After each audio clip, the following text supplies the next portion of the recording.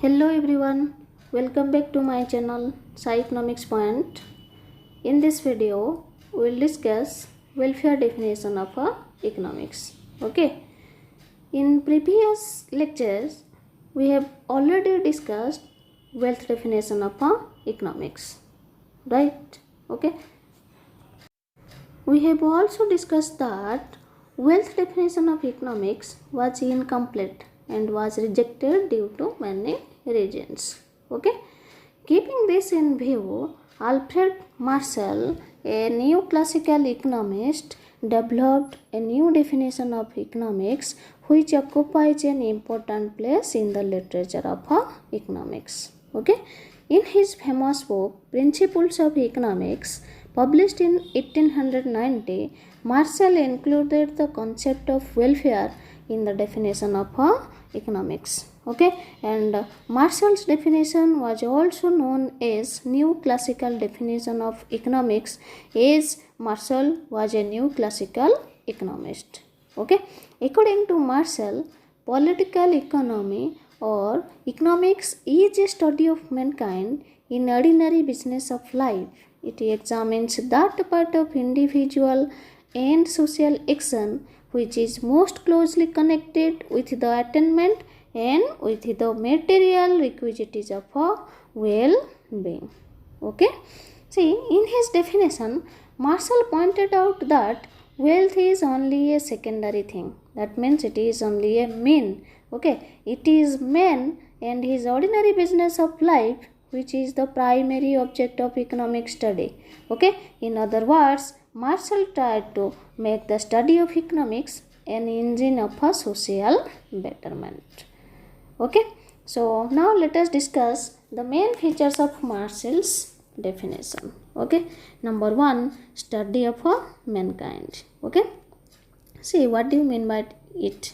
Okay, economics is the study of ordinary men who have feeling of love, affection, friendship, and do not get motivated merely by the desire of getting maximum monetary benefits. Okay, according to Marshall, man is the center of his study, and the study of man is more important than the study of wealth.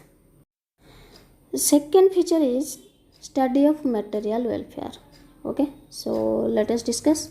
See, economics does not study all types of economic activities or aspects. Okay, but it studies only that part of activities which is related to material welfare only. Okay, according to Alfred Marshall. Okay, so economic studies about man as a buyer and seller, as a producer and a consumer, as a saver and investor, as an employer and a worker. Okay, it studies about how people get their income, how they use it, and how they make best use of their resources. Okay, and economics studies how people try to increase the material means of well-being. Okay, according to this definition, we may say that economics is the study of the causes of material welfare only. Okay, therefore Marshall's definition is known as material welfare definition of economics because of its overemphasis on welfare. Are you getting my point? Okay, third feature is study of social man. Okay, see, economics is a social science, right, which attempts to study the ordinary business of life of the persons living in a society and influencing each other. Okay, and that ordinary business of person refers, okay, to the activities of earning and spending the income for the welfare of human beings. Okay, see, it studies that type of man who is living in a society, okay, and who are influencing each other. Okay, and it studies that part of activities, that means earning and spending of income, okay, that is meant for welfare of humans. Are you getting my point? The number 4 is promotion of welfare. Okay, see, the most important feature is that wealth is not considered as the be all and end all of economic activities. Okay, because the primary importance and greater emphasis is on human welfare. Okay, money and wealth are simply the means for human welfare. Okay, see, to achieve human welfare, okay, wealth is necessary, but wealth is not the be all and all. That means it is not everything. Okay, money and wealth just a means to achieve human welfare. Are you getting my point? Then the next feature is use of money. Okay, see, this definition considers material or economic welfare as a part of social welfare which can be easily measured with the measuring rod of money. According to Marshall, okay, how can we measure welfare? We can measure welfare with the help of money. So money acts as a measuring rod to measure the welfare. Okay, see, we can say that Marshall definition is a great improvement over the definition of Adam Smith on the ground of social problems. Okay, and it also tells about the link between wealth and welfare. Okay, but the main idea of Marshall, that economics is a science that deals with material welfare, has been strongly criticized by Robbins. Okay, so let us discuss how Robbins criticized Marshall's definition and on which grounds. Okay, number one, impracticable. Okay, say, according to Robbins, the distinction made by Marshall, okay, between economic and non-economic activities, okay, this was not clear. Okay, and this is not accepted by Robbins. Okay, so according to Robbins, economics does not deal with economic activities only. Okay, but it also deals with all kinds of human activities from an economic point of view. Okay, suppose a man going to temple, he has to spend some money. Okay, that is in terms of traveling expenditures.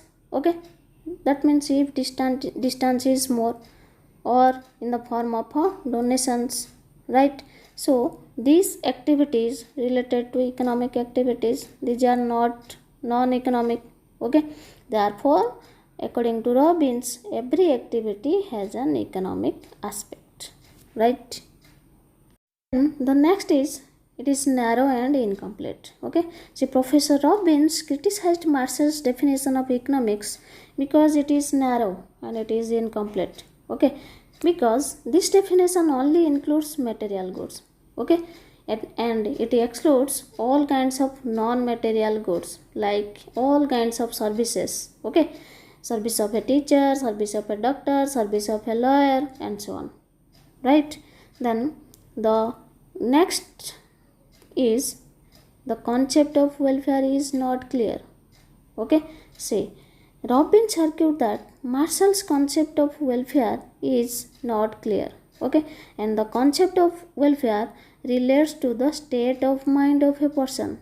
Okay, so welfare is the state of mind of a person, and this concept changes with a change in time, with a change in place, with a change in circumstances. Okay, for example, drinking alcohol. Okay, say, drinking alcohol in India, it is considered as welfare reducing, but it is regarded as necessary or welfare promoting in some Western countries. Okay, we can take another example.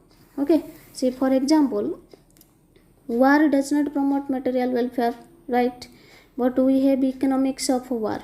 Okay, and it is an important branch of economics. Okay, there are many economic problems with regard to war.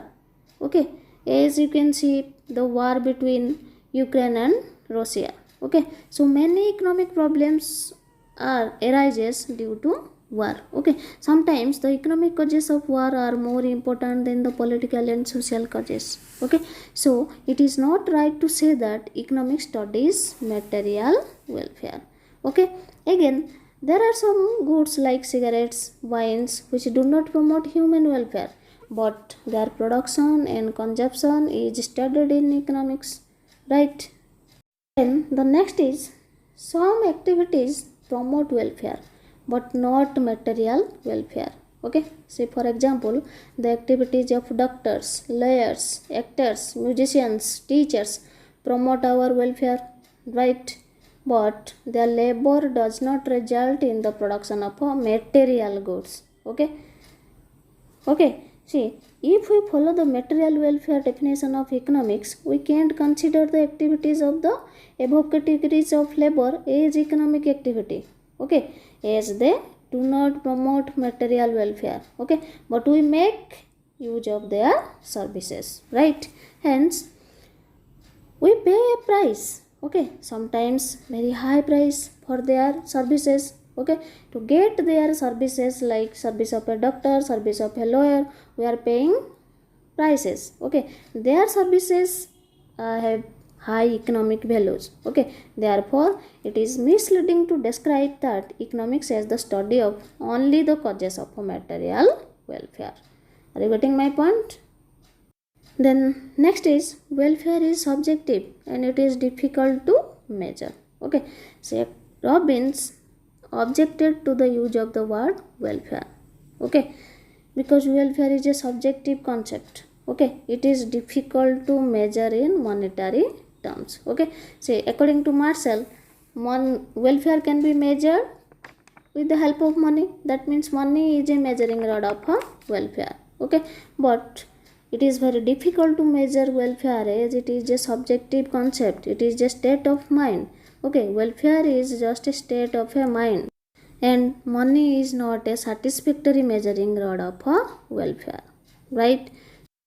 For example, 1,000 rupees, okay. So 1,000 rupees, with that 1,000 rupees, okay, a poor can purchase suppose a commodity, and a rich can purchase also that commodity, okay. But they cannot be said that they will get equal satisfaction from that commodity, okay, because definitely the poor will certainly get more satisfaction, more utility than the rich, right? Because the 1,000 rupees and what commodity we are purchasing within that 1,000 rupees is not same for a poor people and for a rich people, okay. So it is very difficult to measure welfare in terms of money, right?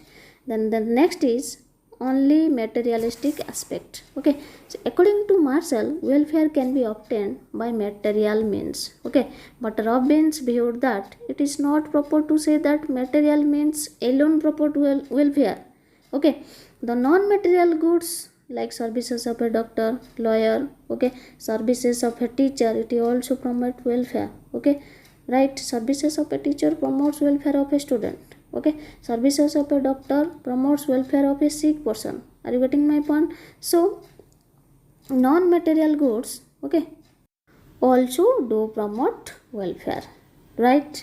Then the next is it gives emphasis on only social science, okay. So according to Marshall, economics studied the activities of person who lives in society, okay. But what about the other persons, okay, like a saint in the Himalayas, okay, or a sailor in the sea, okay. According to Robbins, economics studied about all men and is a human science, okay.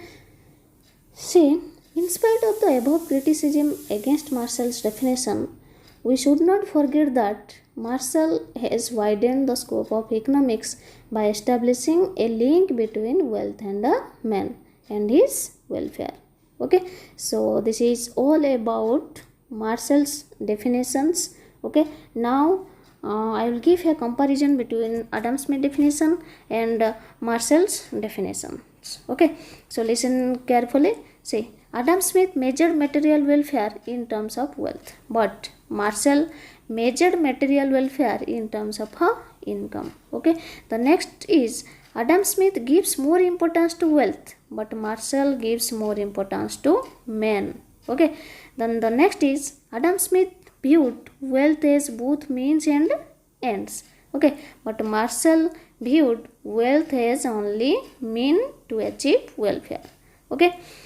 And the next one is Adam Smith has given more importance on production of wealth, okay, but Marshall has given emphasis on consumption of wealth, okay. So this is all about the welfare definitions of economics and comparison between Smith definition and Marshall's definitions. Okay. Hope this video will be very helpful for your exam point of view and for your better clarification, better understanding. If so, then please like and share and comment. Thank you. Have a good day.